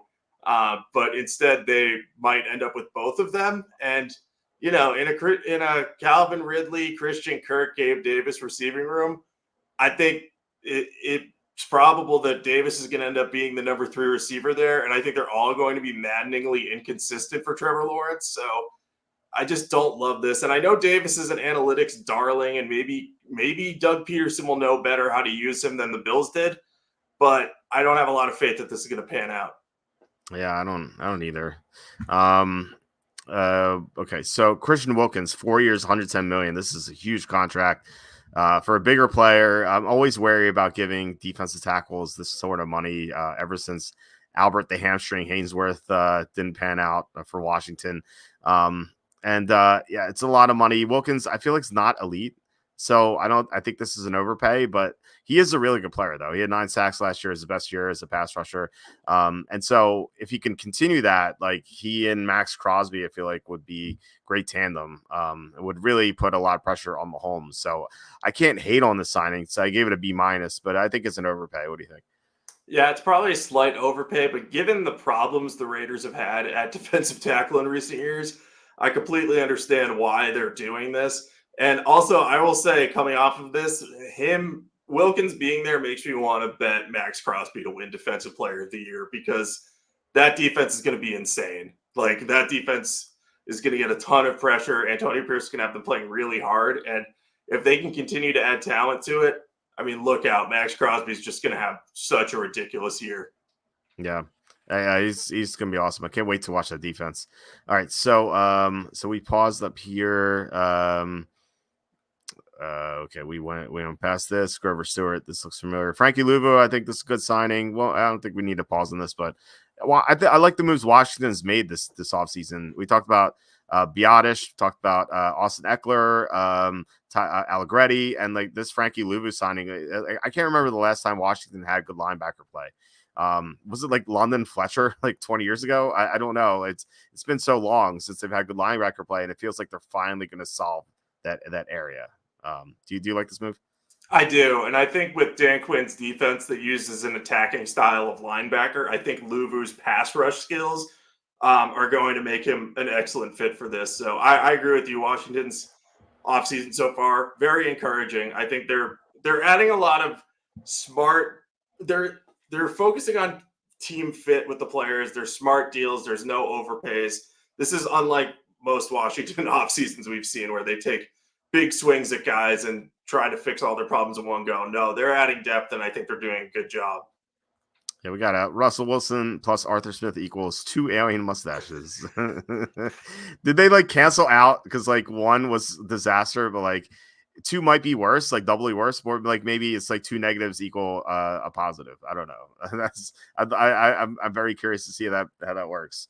All right, so we'll keep scrolling up until we see something we're talking about. And again, if you guys want our opinion on any of these signings, just let us know before we head out and like as soon as we get through this. So we talked about Eckler, Gardner Minshew. Do you want to touch on this? Like, it feels like this signals that the Raiders are going to draft a quarterback in the first couple rounds, like maybe even round one. Maybe they like JJ McCarthy and who knows, maybe Bo Nix or Michael Penix Jr. But I think this is like if the Raiders could have gone after Cousins or Justin Fields. But they didn't, and they ended up with Minshew. And like, I can't imagine Minshew being their starter. Like, it seems like he's going to be the bridge quarterback for whichever quarterback they draft at in the first round. Do you agree with that? I do agree with that, and I like this signing because it's fairly cheap. 2 years, $25 million for a quarterback who really almost got the Colts to the playoffs last year. Like, that's a pretty solid deal. And he's a high-end backup, bare minimum, and a low-end starter if he needs to play the whole season. But I agree with you. I think the Raiders are probably looking to add another young quarterback to compete with Minshew and Aiden O'Connell for that starting job. And my guess is they like some of the guys in the draft and will consider taking them at 13. But if I don't know that they're going to be overly aggressive, they might let the draft play out, see who they can get, and if things don't work out, maybe then they would trade for Justin Fields. But I like the Minshew signing. I think that's a perfect, like, we want to make sure that we aren't left holding the bag at quarterback. We don't want to get desperate, so let's get Minshew in here and just be sure we're okay. Yeah, because like even it's Minshew coaching or tutoring Aiden O'Connell. You know, like Minshew's going to start, but like if he gets hurt, then maybe he can help Aiden O'Connell progress a little bit more. And O'Connell did show some flashes in that Thursday game against the Chargers. He looked really good. The problem was the Raiders couldn't block for him. So, yeah, John says, I think the Raiders are still high on AOC. Yeah, I think that maybe they don't draft a quarterback, but I think they do though. I just don't think Minshew can be the starter heading into next year, at least not like for the whole year. Stanley asking, hey Walt, if the Giants draft Trey Benson or Jonathan Brooks, will they be able to replace Saquon Barkley's production? So I don't think so. Like Saquon Barkley is just a special player, especially as a receiver. Now, like Trey Benson, Brooks, they could both be good running backs, but or good runners, I mean. But as receivers, I don't think so. And like these guys are second round prospects. Not, like Barkley was the top 5 pick, so I don't think so. However, like I do like Benson. I think he's going to be really good. And Brooks, he may be good. The problem with Brooks is he's coming off a torn ACL, so I don't know if he's going to play this year. If he does, he might injure something else. Like usually when running backs or receivers come off a torn ACL, and they do so early, then they injure their Achilles or something like that. So that's the fear I have for Brooks is that like if he tries to come back too early, he's gonna like tear his Achilles or something like that. So if I drafted Brooks, I would just like redshirt him almost for his first year, just make sure that he's healthy for year 2 and beyond. But yeah, I mean, the Giants could draft one of these guys, but I think with Devin Singletary there, I think there's so many other holes that they need to fill. So I'm not even sure that they draft a running back that early, like maybe 4th or 5th round or something like that. But I think taking a running back in round 2 when they have so many needs, I think would be a mistake. Yeah, I think they purposely signed Devin Singletary knowing, hey, he's going to be a fine fill-in, and they'll probably add competition for him later in the draft. But I think that they're going to focus on offensive line and receiver before adding more running backs to the fold.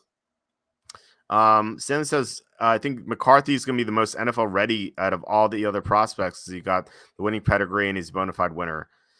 I don't know. I mean, there have been like winners in college who, like Ken Dorsey comes to mind. Like he was like the all-time winningest quarterback of Miami, and like he just, I don't know. Like I don't think like winning really translates to the NFL. Like, well, I'm not saying McCarthy's going to be a bad quarterback or anything. I just don't think like the winning aspect of it makes him a good quarterback. Like there was so much talent on Michigan. Like if he played for a lesser team, if he played for Eastern Michigan, like he wouldn't have won all those games, you know. So like I just don't know how that I don't think that translates as well. Yeah, I think if he had been carrying his team to victory, I think it'd be one thing, but I don't think that he did. Like he had a lot of talent supporting him. He had a great defense. It's not to take away from what he accomplished. I just think he's more of a project because he has all these tools, but he has some deficiencies in his game, especially accuracy throwing to the left side of the field. And NFL teams are going to be able to expose that early if he doesn't work on it quickly. I'm notoriously lower on JJ McCarthy than most. I just every time I put on a game, I swear I've got his worst games of the season are the ones I've watched live because I had this debate with my coworker who watches a lot more college football than me, and I was like, it feels like he throws interceptable passes all the time, and he was like, Jacob, he has like 4 career interceptions. I'm like, oh, so he does. I wouldn't know that because I've watched him like in 4 full games live, and every time he's like throwing risky passes, but. Anyway, long story short, JJ McCarthy could be good, but I don't think he's the most NFL ready. I think that's going to be probably Caleb Williams. And, there are some 5-year starters out there. I think Michael Penix strikes me as a guy in the right situation who might be more pro ready than people think, or at least I think he is. And Jaden Daniels has a lot of experience under his belt, too. So just my 2 cents on the matter, though. We'll see how this plans out with JJ. Yeah, I always feel like I get his worst games too. I don't know. Maybe we're watching the same games, or maybe there just aren't any good games. I don't know. Earth Human asking, do you lean over under 4.5 quarterbacks in round 1? I lean under. I think they're going to be 4. Usually, like people want to keep piling on quarterbacks in the first round, but like it never works that way. Like last year, Will Levis just didn't go in the first round. I remember the year before it was Kenny Pickett won the first round, but like people were trying to like find a spot for Malik Willis, and he just didn't go in the first round. So I think that like the flawed quarterbacks are going to fall to day 2. And like Bo Nix and Michael Penix Jr., while they have like there's definitely some intriguing things about them. I think they're both 24 years old. So like there's definitely some downside there. And so I think that pushes them to day 2. So I think the top 3 quarterbacks plus McCarthy will be in day 1. And then I think that I think Penix and Nix both go early on in round 2. Yeah, I think a lot of people are going to try to shoehorn McCarthy into that top 13, but I don't know that he's going to actually go there. I think a team could trade down and take him, or I think he could last till the end of the first round and another team could trade up to get him with that 5th-year option. And like you said, I think Nix and Penix might end up on day 2. Maybe a team trades back into round 1 to get the 5th-year option with one of them, but I think it's more likely they're early top 2nd-round picks. I'd be surprised if all of them didn't go in the top 50 picks because I think there's a lot to like about most of those prospects. But yeah, I lean the under 2 because last year I remember going on a TV hit that I do on a weekly basis, and they were like asking me, they were like, yeah, over 4 quarterbacks drafted in the first round, or over 3.5 quarterbacks drafted in the first round. Seems like a slam dunk. And I was like, yeah, it does. Will Levis will probably go later than people think, but he's still a first rounder. And then by draft day, I was like, oh, why did I think that? Like, we knew that wasn't going to happen, Yeah.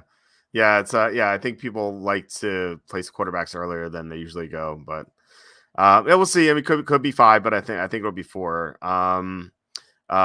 So asking the upcoming draft, the strongest at what position and weakest at what position? So tackle, super strong at tackle, receiver as well. Stronger quarterback too. It's gonna be triple quarterback at the top. Weakest, I think, is safety. Like, I don't think there's going to be a safety drafted in the first round. And tight end's pretty weak too, except for Brock Bowers. He's going to be a top 10 pick, I think. But after Bowers, like there might not be a tight end drafted in round 2. It could go back, could go down to round 3. Running back's kind of weak too. I do like Trey Benson, but like Jonathan Brooks is considered to be the number 1 running back prospect by some people, and he's coming off a torn ACL. So like that should show you how bleak this running back class is, especially after last year's when we had Bijan and Jahmyr Gibbs in the first round. Yeah, this feels like the weakest running back class since I think Eddie Lacy's class, where no one went till like the late 2nd round, I think, and that was at the beginning of the devalued running back phase. But I remember in that draft being like, oh, really? Wow, there's really no good running backs out there, huh? And then Eddie Lacy got taken. I was like, all right, that's good. I think that was Bishop Sankey draft too. That's Right. one I'd rather forget. But I had forgotten, in fact, until now. But I agree with you. I think quarterback, offensive line, receiver, you have needs at those positions. Well, obviously, only take one quarterback unless you're Washington in the RG3 year and you want to. But I would load up on O-line and receiver in this draft. If you have needs at those positions, there will be plenty of quality prospects there. Yeah, it's funny. Like, yeah, it was so much different with running backs. Like, I was watching these highlights as Chris Berman was announcing them, and like it was back in 2000, and I don't know how I saw it. I think I was like watching like the Rams Greatest Show on Turf highlights, and so Chris Berman was like, oh, there were 5 quarterbacks drafted in the first round of the 99 draft. There were 5 running backs drafted in the first round of the 2000 draft.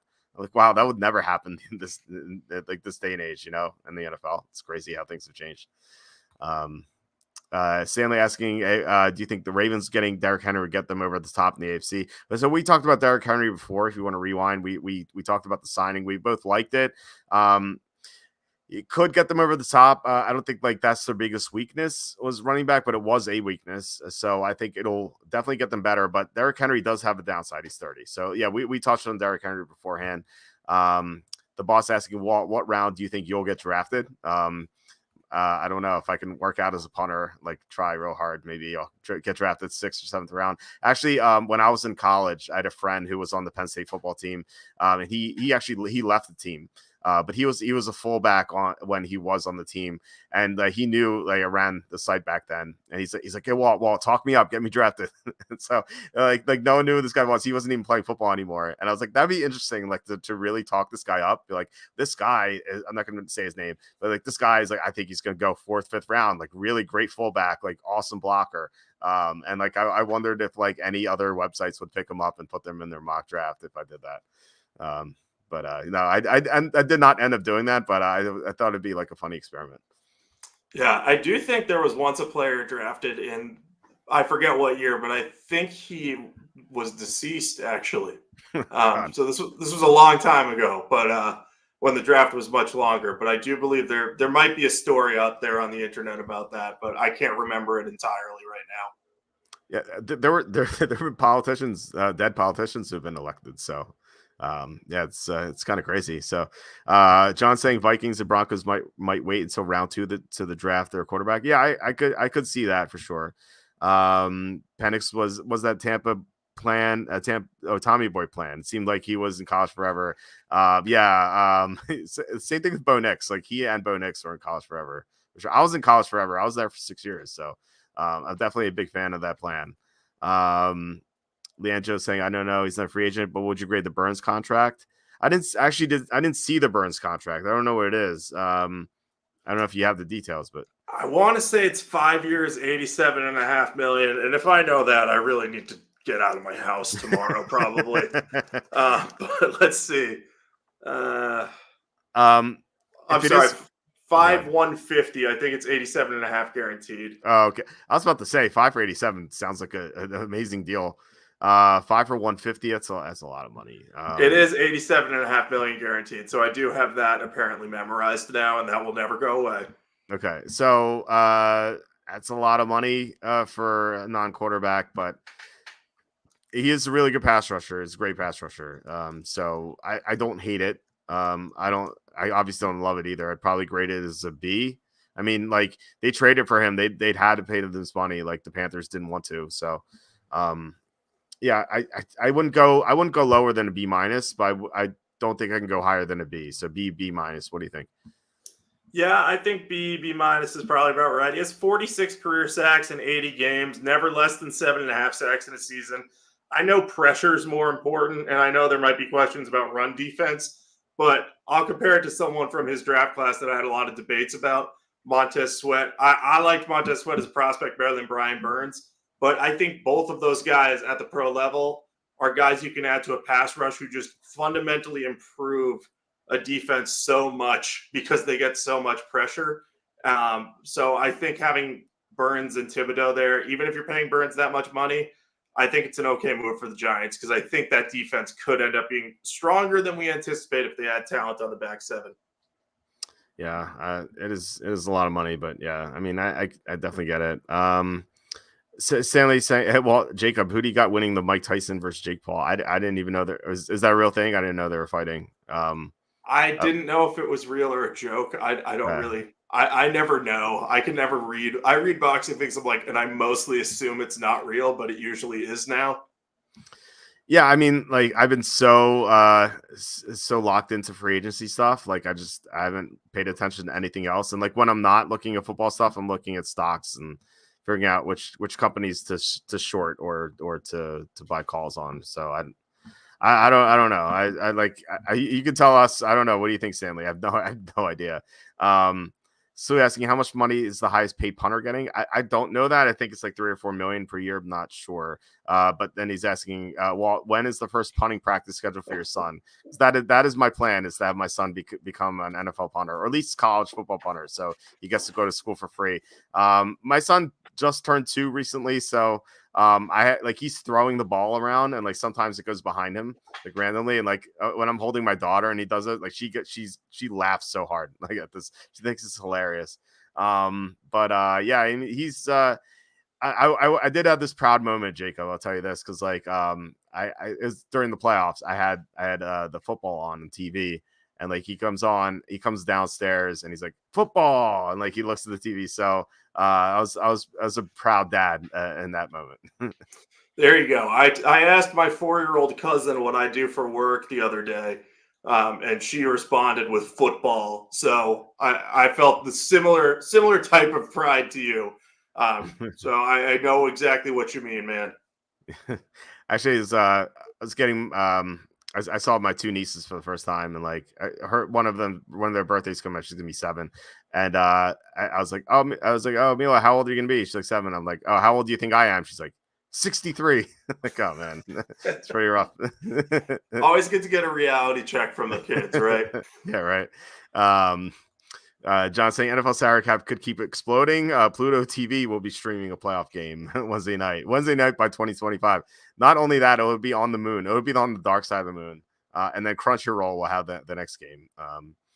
Leo says, "Come home to this. Read most of your grades. Thanks. Thanks so much, Leo. I really appreciate it. Thanks so much for everyone for watching this. All right, let's see some other signings here. Again, if you guys have any questions about these, Michael Onwenu. I guess we talked about linemen already, but I mean, you live in Patriots country. Any thoughts on this? 3 years, 57 million. Yeah, they needed to keep Owenu because he's so versatile. He can play any position. He's a real mauler. He's big. I think this was a great re-signing for them because they were losing Trent Brown too. So now Owenu, you at least have. You can play him at right tackle. If you end up drafting like a couple of tackles who you think can play on the outside, you can play Owenu at guard. So I think getting him below $20 million a year with what some of the other guards were getting, and on a 3-year deal, I think that's a solid kind of it's not quite a bargain, but compared to some of the other signings, I definitely like it. It seems low risk, so I was all for it. When I saw he resigned, I kind of did a little fist pump, so I was definitely happy. Yeah, I think you have to protect your young quarterback. All right, so we'll keep going up. Let's see. Zach Moss, another running back signing. We're not going to talk about this, but another running back signing I thought was good. 2 years, 8 million. They're not breaking the bank, and he was really good for the Colts last year. It's kind of surprising. Let's see here. We talked about Josh Jacobs, Gus Edwards, another decent one. He gets to get reunited with Greg Roman. Let's see here. Well, Leonard Floyd, I guess 2 years, 20 million. You know, it's interesting. He's had more sacks over the past 4 years than Brian Burns. He's been really consistent. Like, granted, he's 31, so there's definitely some downside. But yeah, this is going to make the Niners pass rush even more dangerous unless he like regresses. Yeah, I think he's going to be better than Chase Young, who was like not that good for them. So a really good signing for the Niners. Yeah, I think it's an upgrade over Chase Young too. Young's just been such a disappointment. Like he has talent, but he's just not consistent at all. Mhm. So I think getting Floyd, and again, low risk deal, 2 years, 20 million. Like even if he regresses, it won't be that bad. Yeah. All right. So keep moving up here. Jacoby Brissett was a nice signing. 1 year, 8 million. Like perfect bridge guy if you draft Drake May or Jaden Daniels and they're not ready to go. Brissett could start the whole year and keep the team somewhat competitive. So I really liked that signing for the Patriots. I did too. I'm just a little upset that that he's not going to start necessarily. Like I assume that the quarterback's going to start, the rookie quarterback's going to start. And you're right, like he could end up starting, but I think that more likely than not, it's going to be the rookie starting. So I wish he went to the Raiders because there would be a better chance that he would start, and because like he played so well for Cleveland a couple years ago. And then when he came in for Washington, when he subbed in for Howell in those 2 games, like he was great. I think he's one of the best backups in the NFL. So glad to see him get a job, but I think that like I would have liked to have seen him get another job where he'd have more of an opportunity. We talked about Aaron Jones. I don't know if you want to talk to Jameis Winston. It's interesting that the Browns need a premium backup because it's hard to trust Deshaun Watson staying on the field. And plus, like Watson, just he hasn't looked right. He hasn't looked right since 2020, when he had that final year in Houston. So Winston could end up playing, I think, and I think the Browns needed the sort of a backup. Yeah, definitely. I mean, we saw the impact Joe Flacco had on them, kind of gave them some energy. You anticipate Jameis can probably do the same thing if needed. It's funny that they had Jacoby Brissett and then they had to move on to Watson and Brissett outplayed him. It's wild. If you look at that whole quarterback situation, how cursed that's been for Cleveland. Yeah, seriously. We had a question about Patrick Queen. We're going to get to in a second.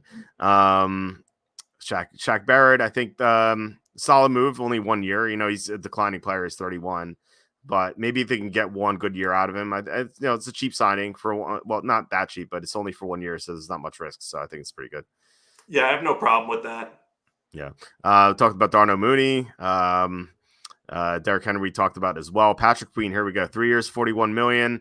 I love the signing. The Steelers have had linebacker issues for a long time, ever since Ryan Shazier had that devastating injury. They haven't had good linebacker play. Like they tried to fill it with Devin Bush. They traded off for him. Like he was a bust. They signed other players. Like none of them have really worked out. Miles Jack was a huge failure there. But like Patrick Queen covers really well. Is a great defender. And the Steelers stole a good player from a rival. So I think that has to factor in to the grade as well. I love this move for the Steelers. What do you think? Yeah, I like it a lot too. This is actually their most expensive external free agent signing in team history, whether in terms of average annual value or total contract. So the Steelers don't often dip into the free agent pool for big time moves, but they clearly feel the Queen is worth it. It's easy to understand why. I think he's averaged like 115 tackles per season. He's pretty good in coverage, and he just is kind of a do-it-all guy. Yeah, he'll miss some tackles because he gets over-aggressive with his angling. Like all linebackers do that to an extent, though. So I think that could be a transformative move for an already good Steelers defense. So the other thing is, if it doesn't work out for whatever reason, there are outs built into the contract, so they could cut him next offseason and only take $7 million in dead cap space. So it's not even like this is a $41 million deal, but it's not even that risky. So from that perspective, the Steelers, huge win for them. Yeah, totally agree. John's got Drew Lock. No, I don't think we need to discuss that. They lost Tyrod Taylor, so makes sense. AJ Epinesa, I thought was signed a bigger deal than this. Like I was shocked to see 2 years, $12 million. Like granted, like he wasn't an every down player last year. Like he played half the snaps, but I think it's because the Bills were they had a lot of talent on the defensive line. He's only 25. He has a lot of upside. I think he needs a better agent, frankly. Like what is? I feel like he should have gotten at least double this amount. Yeah, I mean, this seems like a low ball for him. Like at 10 million a year, you would think is about right. You got 6 million a year. Even if you're gonna lowball him, maybe 8 million a year. So yeah, I like Epinesa. I liked him in Iowa. I thought he developed well for the Bills. Was a solid rotational dude. So I definitely like him a lot. Yeah. We talked about tight ends already. Tyrod Taylor, this is a good signing because they need a better backup, but then it will seem like a bad signing when he gets hurt after stepping in for Rodgers. Like like when healthy, I think he's a premium backup, but like he just can't stay healthy either. So that's the problem with him. But if you need him for 2 or 3 games, like he'll be able to maybe go 2-1 in those 3 games. It was with the Jets' talent and defense. But again, the injury risk is preventing this from being an A. Yeah, I agree. And also, they're going to probably have to draft a mid-round developmental third-string quarterback too, to go along with Taylor because of those injury issues. So, you would have liked to see them draft someone who maybe was more of a sure thing in case Rodgers gets hurt. Yeah. I maybe they'll get Tim Boyle back. Uh, That Never was has there been an easier bet than going against Tim Boyle. that was truly amazing. That Black Friday game. He was so bad. Colts re-signed Kenny Moore, 3 years, 30 million. Not much to say about this, but he's really good nickel cornerback. So he's now the highest paid nickel cornerback in the NFL. But it feels like he deserves it. Keyshawn Nixon signing Devontae Parker. I got this contract wrong. I was 4.69 million, but really only 1 million because the Patriots are footing the bill otherwise. So I thought this was like a C. I was like, why are they signing to this much money? But it's only 1 million, so not too bad. Let's see what else. Ashawn Robinson. I thought this was a really big overpay. 3 years, 22.5 million. He's coming off a down year. He used to be good against the run, but he's going to be 30 in year 2 of this contract. So I can't say I'm a big fan of this one. What do you think?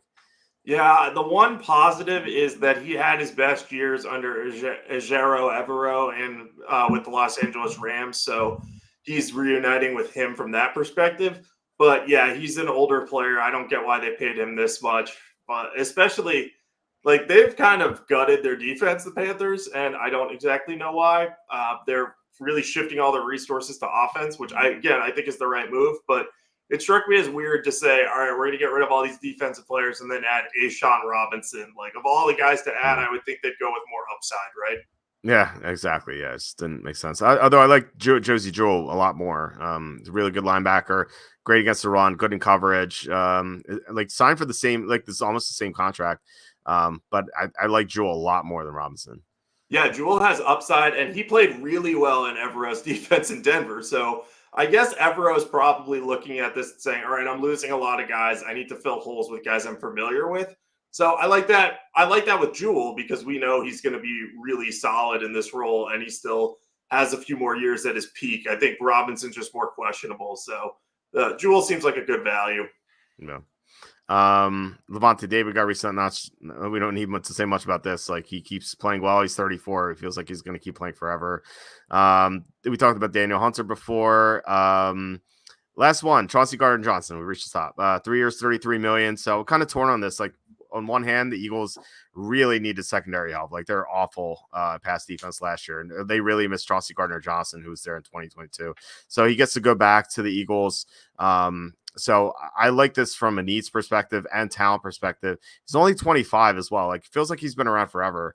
So he's still young. However, man, he just he's 26, sorry, not 25. But like, man, he just keeps getting injured so much. Like he just can't stay on the field. And so 3 years, 33 million seems like a big risk for that sort of player. This feels like the Xavier McKinney signing that the Packers made. Like if the player stays healthy, like it's going to be awesome. Like great move. However, it's a big injury risk. So I gave it a B plus. I wasn't sure B plus or B. I went B plus because of the upside, but what do you think?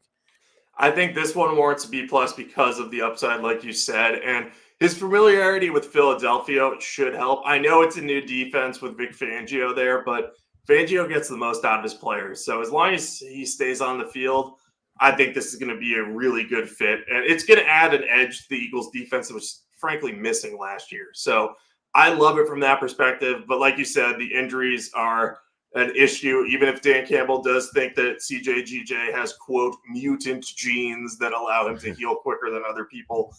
I think there is a little risk baked into this one. I think it helps that the Eagles are, a Super Bowl contender. If this were like a lesser team, then I'd have more criticism for it. But yeah, we had Stanley asking, what do you think about Isaac Guerrero from Louisville? He timed really well at the combine, so he really helped his stock out. We currently don't have him in our prospect rankings, but he probably is going to be there soon. Like I think he's going to be a late rounder, but he has upside. Any thoughts on this guy? He kind of reminded me of his movement skills of Isaiah Pacheco a little bit. I don't know his running style as well. I actually have watched probably a disproportionate amount of Louisville games because they're always on Friday nights in ACC country where I live. But I don't remember watching him all that much. So I'll have to go back and look. But I was impressed with him at the combine, and his speed is enough that I would definitely take a chance on him if I was a team that needed a running back and really needed speed on offense sometime on day 3. Okay, yeah, I feel like this is about it. Thanks so much for the super chats from Kevin, DeGenenon,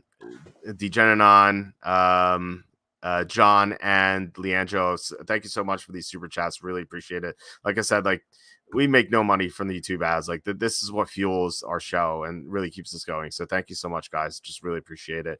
And thanks so much everyone for commenting, watching. Please hit like, subscribe, comment below, share this video, visit the link in the description for the merch store. All that would help us out a lot. Going to be on with Kenny tomorrow. Like I said, we're going to talk about more free agency stuff. He's got a beef with the Darnell Mooney card that I got, so we're going to talk about that and maybe some TV shows. But Jacob, great doing this with you once again. Do you have anything to plug? Yeah, you can follow me on Twitter at Jacob Camenker. I've been offering some of my takes on the signings there. You can follow my work at sportingnews.com. Plenty of NFL articles up there, kind of breaking down where Justin Fields could land. I've been keeping that updated too. I also broke down all the quarterbacks the Vikings could look at. A little bit of a moot point since they signed Sam Darnold, but I did look at the prospects they could draft or trade for as well. So feel free to check those out. If you got questions, send them my way on Twitter. If I see them, I'll be happy to answer them. And let's keep enjoying this wild free agent period. Yeah, should have more craziness tomorrow. So we'll be back tomorrow night with Kenny to talk about more free agency stuff, like I said. And Thursday with Tom breaks down some more free agency. And Tom is in the middle of season 1 of Game of Thrones in his first watch. I'm rewatching it. So looking forward to that as well. And then Saturday, going to recap more free agency signings. So our week is booked with this free agency stuff, which is always fun. But yeah, great talking with you, Jacob, as always. And everyone, like, once again, thank you so much. And thank you so much for the super chat. Just really appreciate it. But yeah, we'll be back tomorrow. So talk to you then. All right. Sounds good. Talk to you later.